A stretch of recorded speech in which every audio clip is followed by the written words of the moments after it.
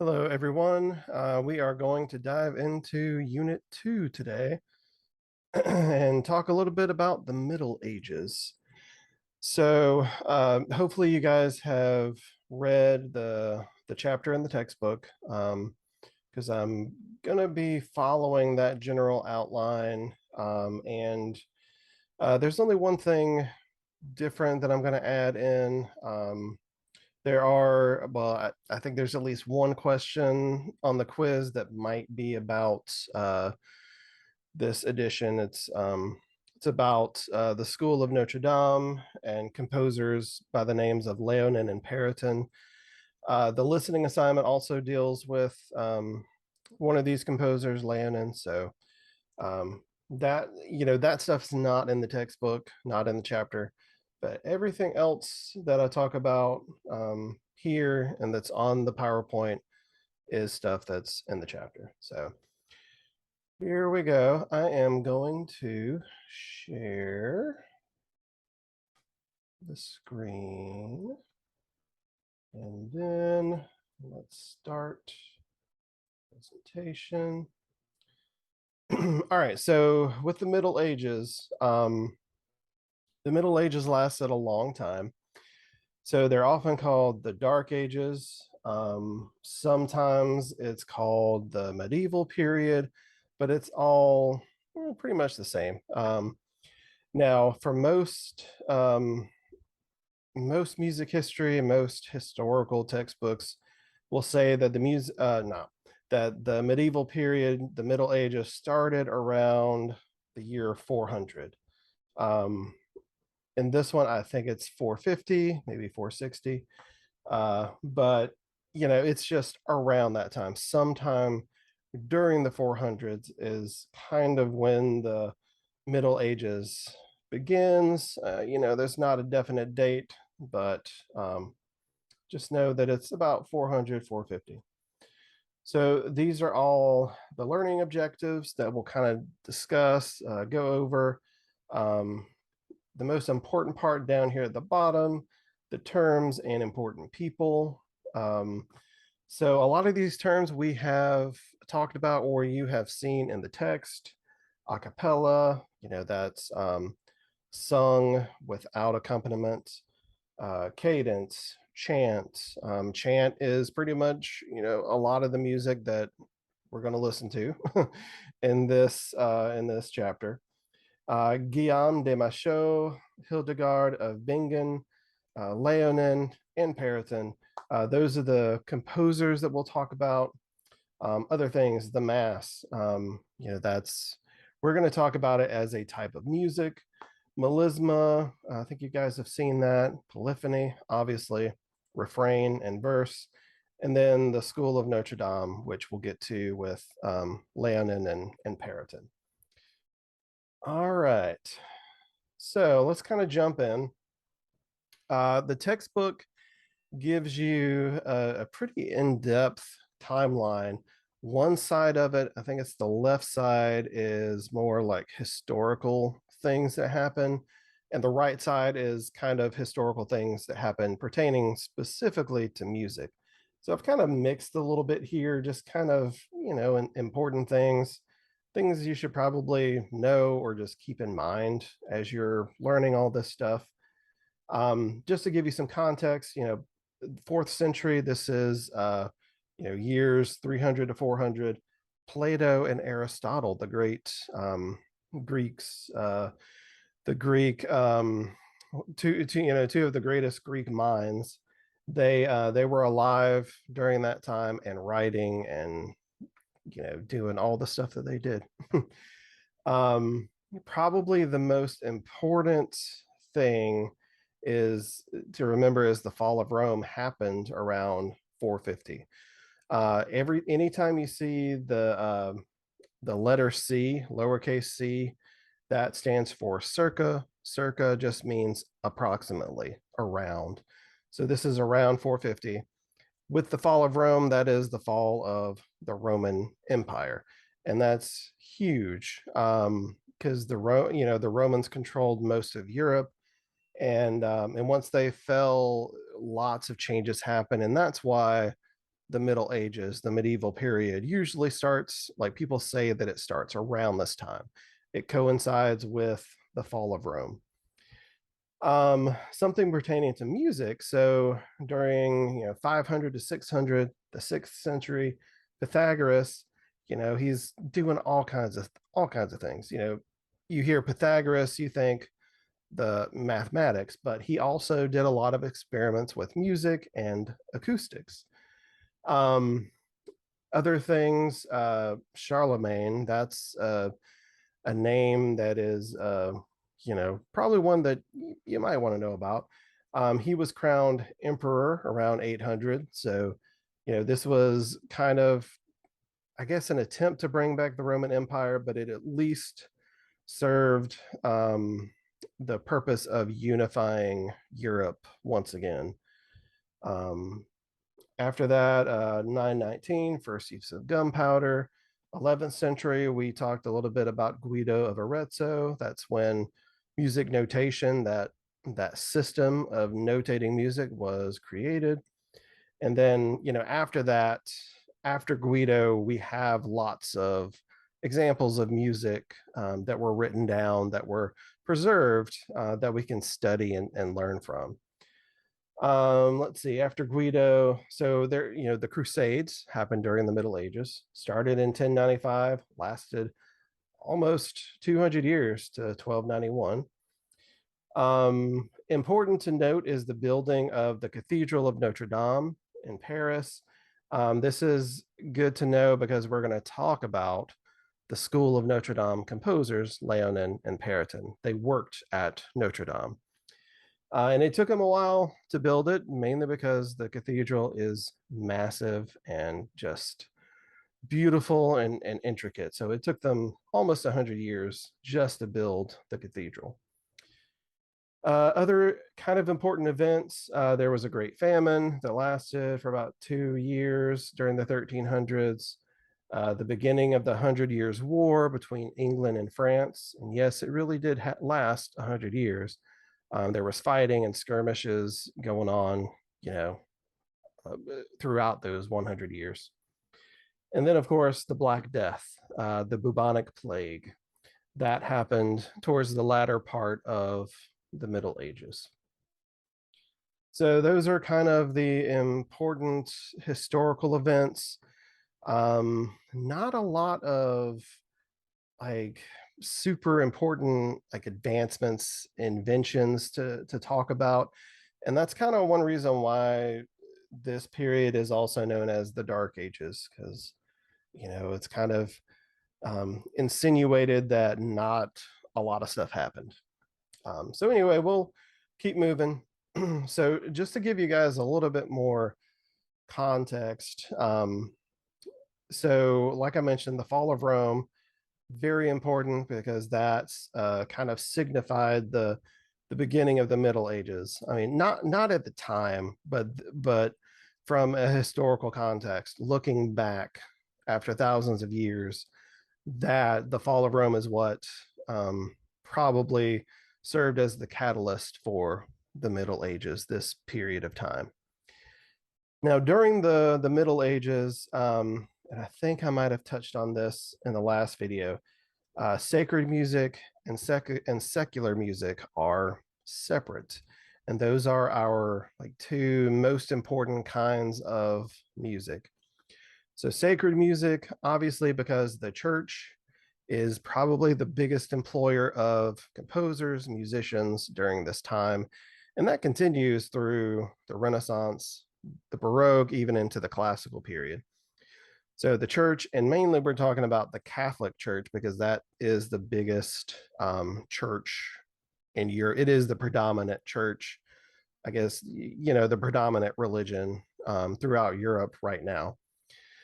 So lots of sacred music. And the good thing about that is most of this music that was written for the church was preserved. It was not only written down, but it was also preserved. So we have examples. That's one of the bad things about like the early Middle Ages, talking about the Greeks and these ancient civilizations. We don't have any examples because it wasn't written down or it wasn't preserved.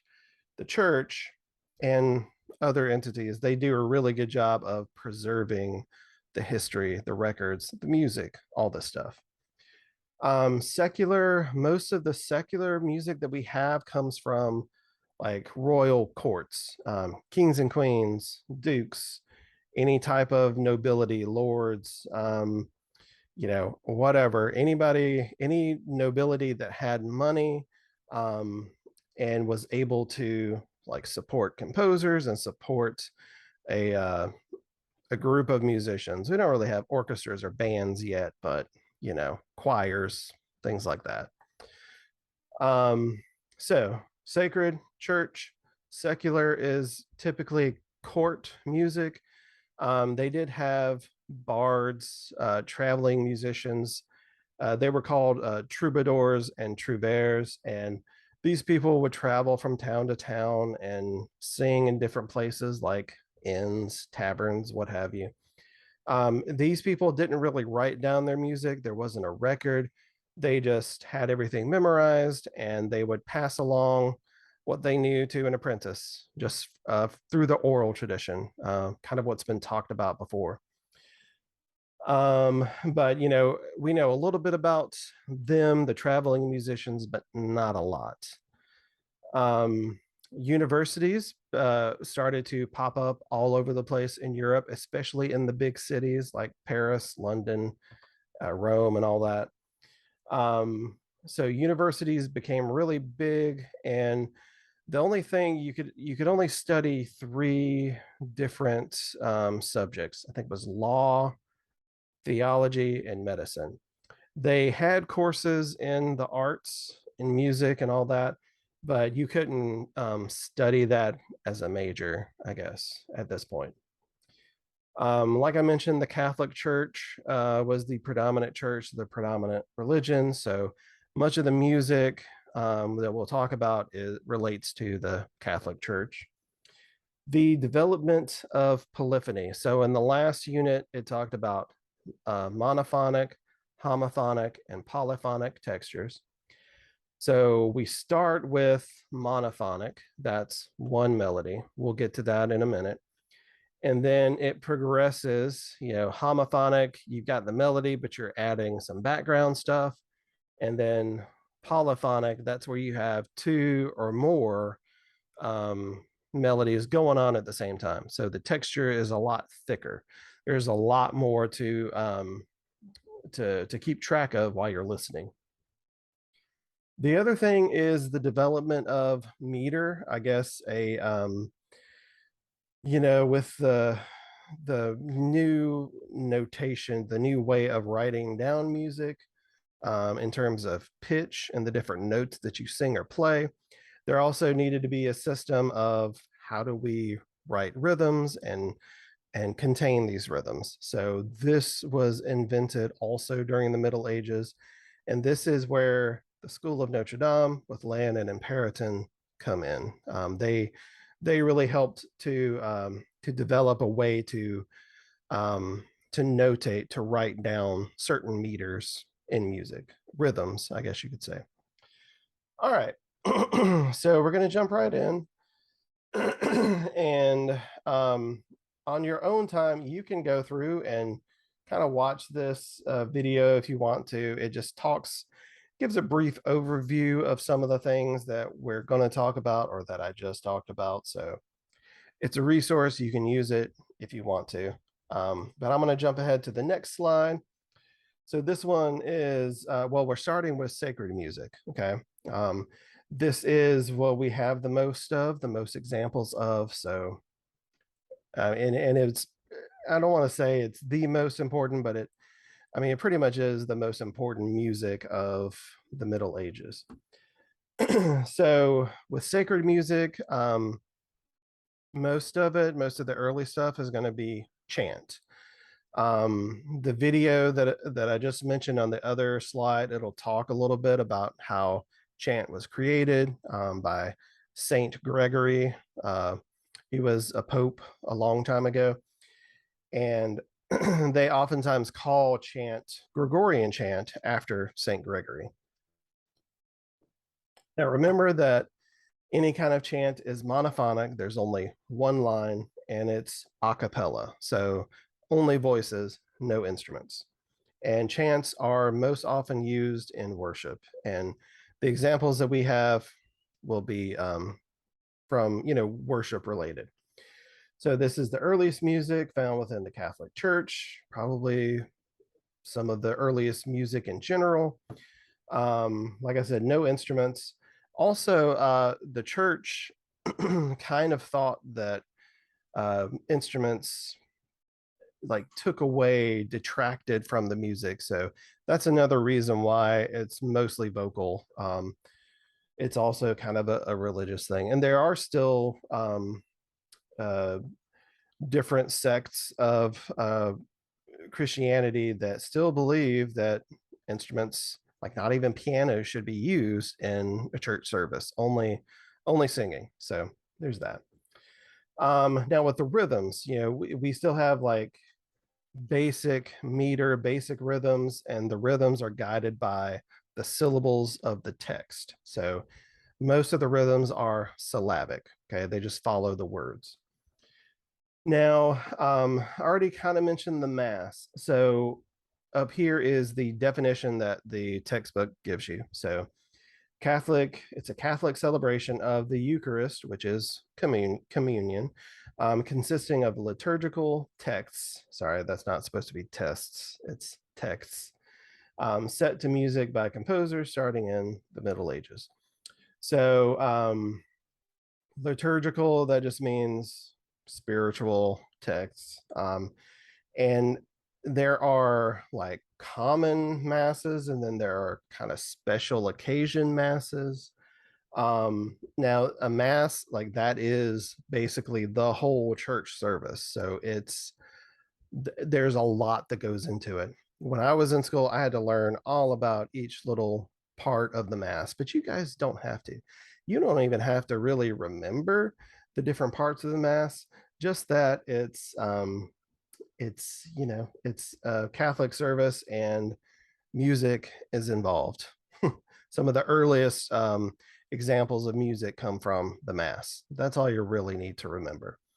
But the common parts of the mass, these are things that we will hear, that we'll listen to in this chapter and the next. So there's the Kyrie, the Gloria, the Credo, the Sanctus, and the Agnus Dei. These are all Latin.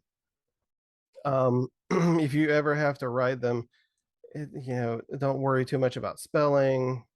As long as I can tell what you're trying to say, it's fine. Now, aside from the Mass, they also used hymns, but a little bit different because they are monophonic. But same in the fact that there are different verses. There's a word that we'll talk about in just a minute, but the hymns have different verses, different lines of text that you'll sing, but it's all done to the same chant, to the same melody. And then also with sacred music, lots of songs were written about the Virgin Mary. The Virgin Mary is very important within the Catholic Church. So I think the piece that we listened to from Hildegard, it's written about the Virgin Mary. So there are lots of examples. Ave Maria, that's probably one of the most common titles of early music, early sacred music. It's about Mary, the Virgin Mary. So anyway, that's just kind of a little overview of sacred music. So let's jump on over to Hildegard. Now, Hildegard, she was a German composer. She lived a long time, living to be 81 years old in the Middle Ages. That's insane. Like that is almost miraculous. So she lived a very long life, and she was like she did a lot of stuff. Let's just say that she was not only a religious leader, like she was the abbess of the abbey where she was. She was basically like the preacher, the pastor.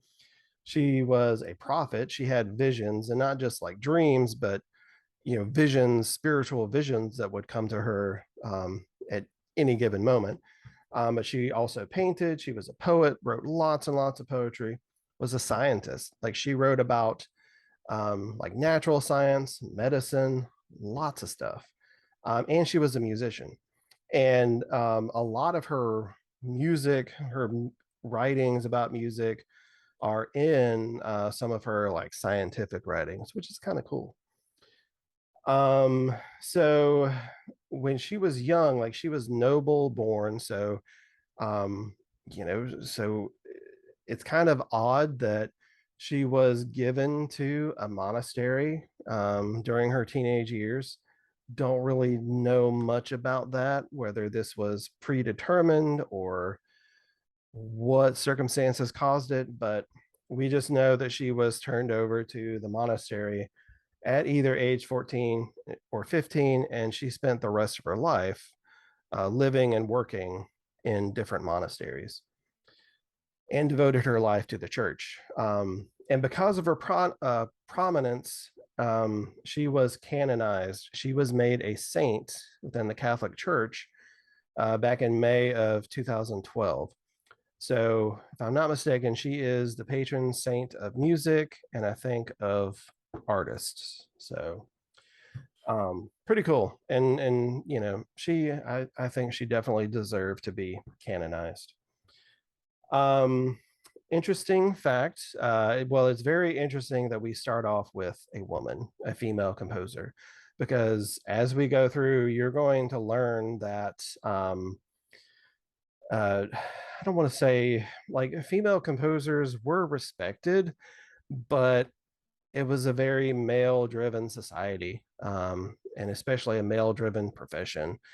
So some women were, you know, I don't want to say told, but they were just influenced to not pursue music, to not be a composer. They, some men, whether it be a husband or a friend or whatever, they didn't want the women to overshadow the men. So that's been going on forever.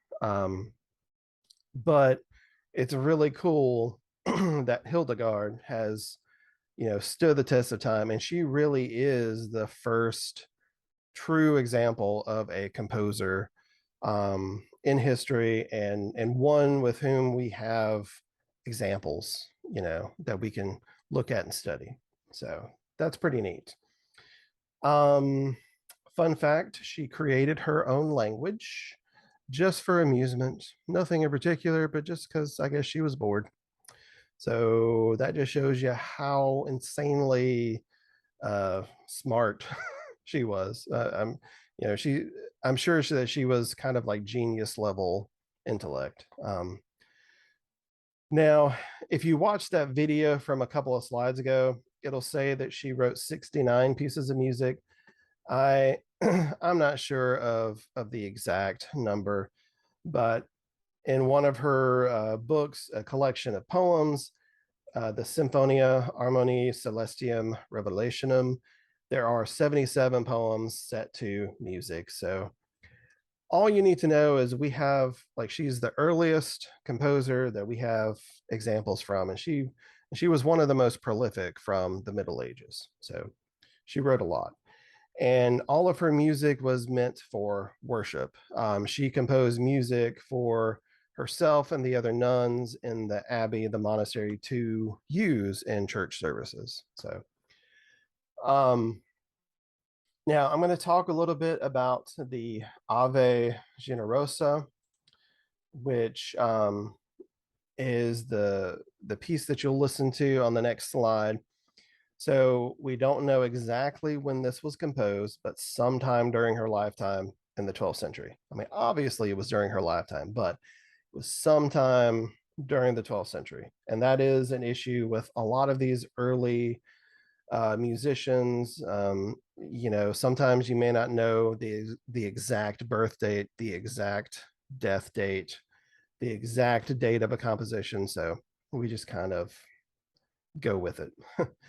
Like I mentioned, the text, it praises the Virgin Mary and her role as the bearer of the Son of God, or Jesus.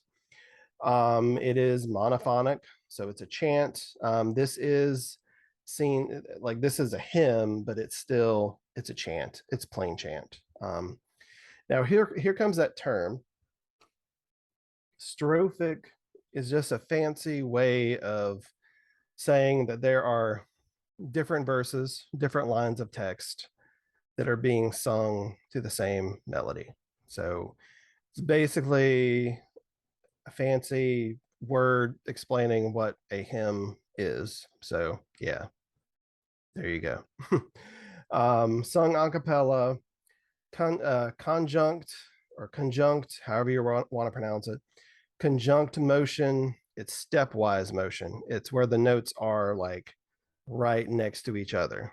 There are no leaps, there are no skips. They're all right next to each other. So conjunct, stepwise. If you ever see the term disjunct, that's when there are leaps. So conjunct is stepwise, disjunct has leaps. So this one has a lot of stepwise motion. And so the one that you're going to listen to, this is interesting. It adds a drone pitch. And there are going to be 3 or 4 ladies in the group that are humming this pitch. If you watch the video, you'll kind of see a few people, and it'll look like they're not doing anything because their mouths are closed, they're not moving or whatever, but they are humming the drone pitch. And this pitch, like it doesn't make it homophony or homophonic, because it's not really adding anything. It's not adding harmony.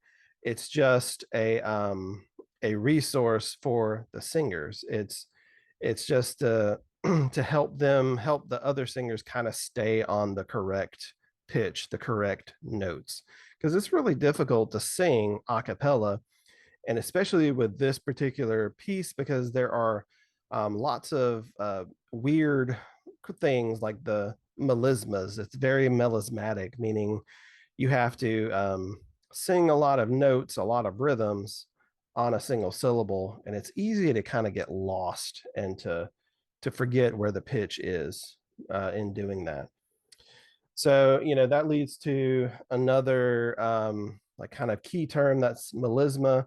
So like I said, it's multiple pitches, multiple notes sung to one syllable of text. So think like Mariah Carey, Whitney Houston, one of the great singers, any singer, and they come to the last word of a song or whatever, and they just kind of go off on their own little riff. That's a melisma. Christina Aguilera, there's another one that's really good at doing that, or does it a lot, I should say. All right, and then when you're listening to this, you can also refer to pages 41 and 42. That has the listening guide. It has some of the same stuff that's on here on the slide, but also it does give you some points to listen to at certain times during the music. So that might be helpful. But and this is the actual recording that they want you to listen to in the text. So listen to this one on your own, and yeah, you'll hear all the things that's mentioned. Now moving on, so the School of Notre Dame. Now this picture over here, it's kind of like one of those glass window things. I don't think it's a painting, but it's supposed to be of Leonin. We don't really know what Periton looked like, but this is probably the closest approximation of what Leonin looked like. Now, I kind of talked about this, but a couple of reasons why I wanted to include this in particular. So Paris, that's where Notre Dame is. Paris is like the intellectual center of Europe, and it's also kind of the center of what's going on with music during this specific time, especially between 1100 and 1300 of the Middle Ages. There's lots of advancement going on in Paris. And a lot of that is thanks to Leonin and Periton and what happened at Notre Dame. So, um, with the development of music notation, going back to Guido of Arezzo, since you could write down music, um, you could learn it. You could actually see the music and learn different parts. So you could write more interesting, more complex music. That's where polyphony comes in. And with Leonin and Periton, so they kind of started with uh, writing pieces with two lines, two melodies. It's a basic polyphony, but it's still polyphony. And these were called organum. So they wrote lots and lots of examples of organum, these two-part polyphonic pieces of music.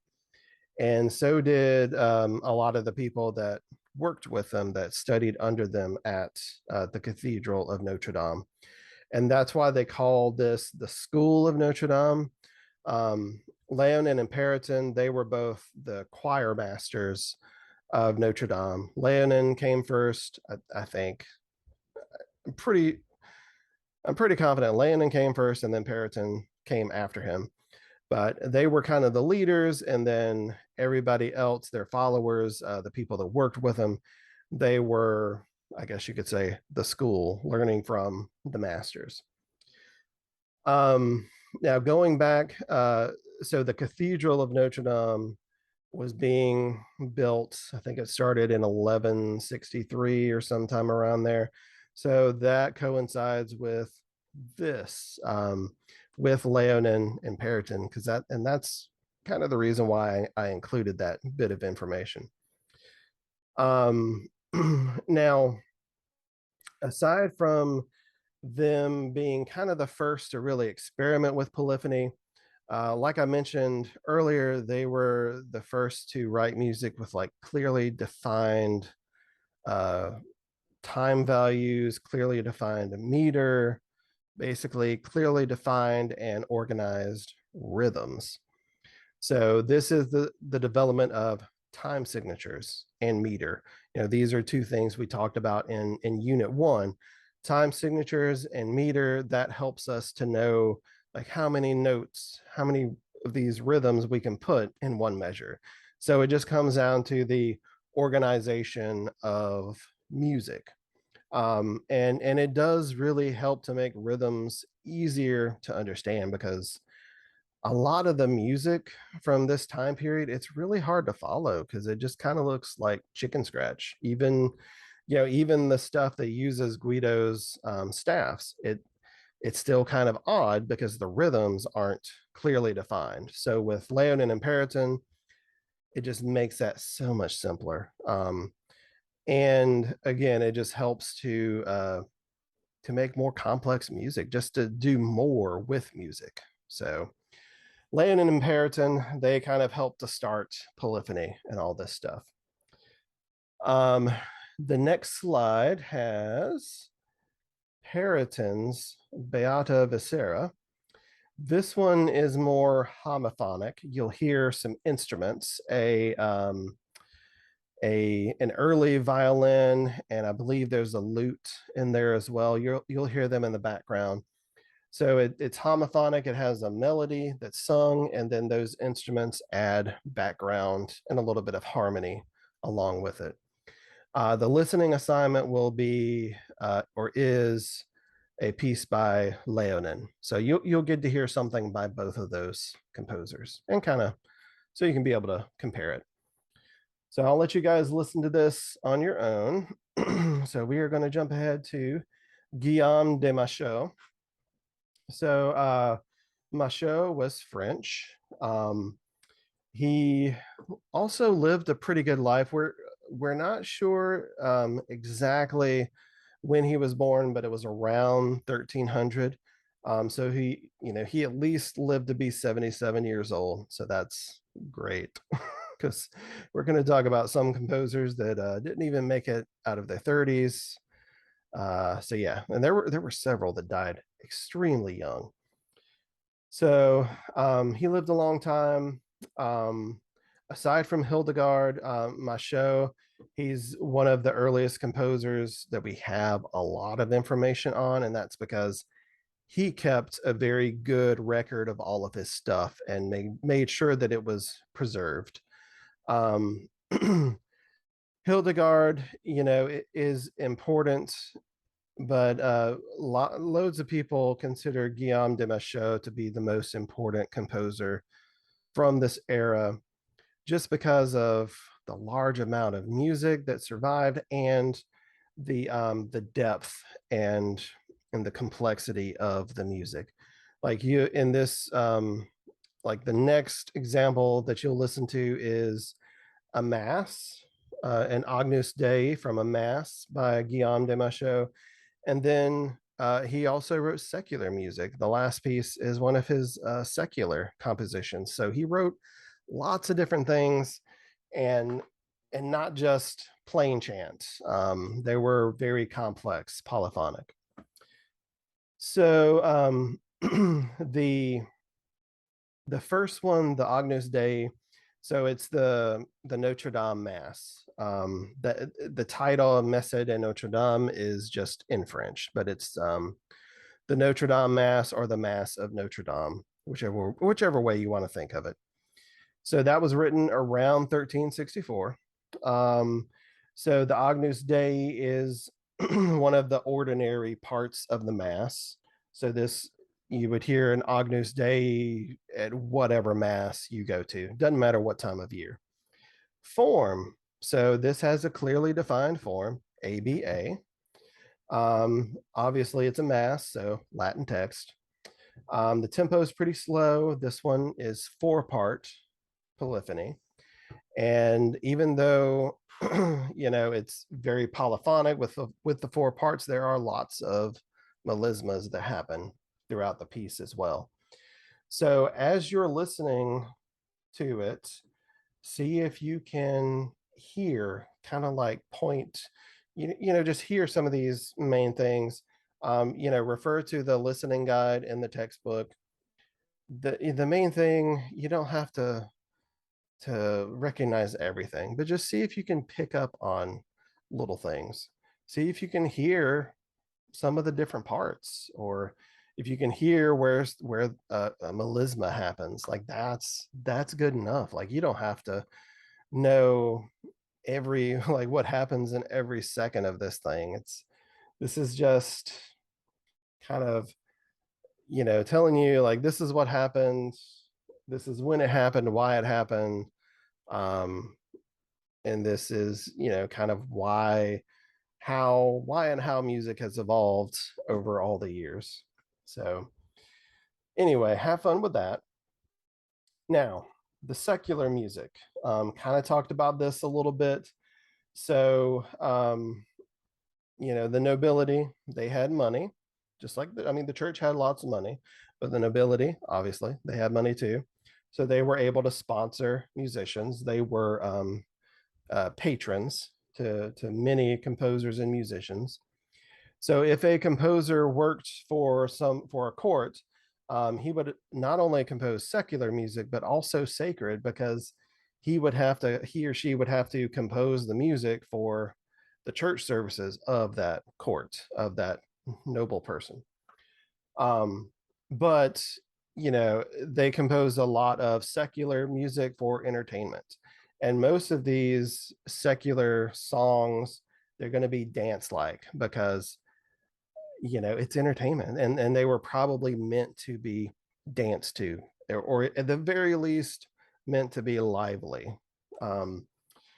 Courtly love is probably the most popular topic amongst Middle Ages secular music. So this is kind of like unrequited love, where you're in love with someone from afar. Like they may not even know you exist. Like it's love that's not meant to be, given back, I guess. So, and that is the Deuce Dame Jolie piece by Machaut that's in the next slide. It's about courtly love. It's about a dame named, well, not Jolie, but a sweet, lovely lady that they have fallen in love with. that's that's what the title it means, sweet, lovely lady. All right, so courtly love, as you'll see in the video, most secular music includes instruments. The lute, there's a lute in the video, a recorder, there's one of those. You can have drums, bagpipes, very early violins, which one of those is in this video. Um, viol, a viol da gamba was a very early violin. The one in the video is called a VL, but you know it's the same thing. It's played the same way with a bow and the strings. So, like I mentioned, lots of dance music. Form is, you know, ABA. It's very similar to popular tunes. It's the verse and refrain kind of form, where you've got these different verses and the chorus. So the verse has certain music, the chorus has certain music, and that's, you can see the definition there explained in the PowerPoint. This is the definition from the textbook. So, but anyway, Douce Dame Jolie by Machaut. So, you know, it contains the lute, the recorder, the VL. It's homophonic because the voice is the main melody. The instruments, you know, they do stuff, but they're not important. It's just background. And like I mentioned, it's a song about unrequited love. So I'll let you guys listen to this one on your own. Now that's the end. So these are some things to think about. So ask yourself these questions. Did anything confuse you? Number one. Are there any terms that you know you need explained a little bit more? You can send me an email about that. You know, think about the things that you learned, like the new things. This will help to reinforce that information. With the music, like this, the Middle Ages, the Renaissance, the music is very polarizing. It's all choral. It's kind of hard to follow because it's modal. It's not necessarily the scales and the chords and the harmony that we use today in our music. It, the modal sound of it, it's almost dissonant. It's almost harsh at times instead of what we're used to, like consonant and stuff like that. So, you know, just think like, did you enjoy any of the music? If you did, what did you enjoy about it? You know, go deeper. If you don't like it, don't just say, I don't like this music. It's not interesting. Okay, well, why don't you find it interesting? You know, you got to be able to support your ideas. You know, that's the whole point of this. Like, you don't have to like any of this music. Just be able to support your dislike, you know, be able to point out certain things that you don't like. As long as you can explain yourself, that's typically good enough for me. So, all right, I am going to stop sharing the screen. So there we are. You know, again, if you have any questions, please let me know. I'm going to add this video to Blackboard and everything should be up. So if you're having trouble with something, can't find anything, just let me know and I'll help out. All right. Good luck. Have a good week and I'll see you guys later.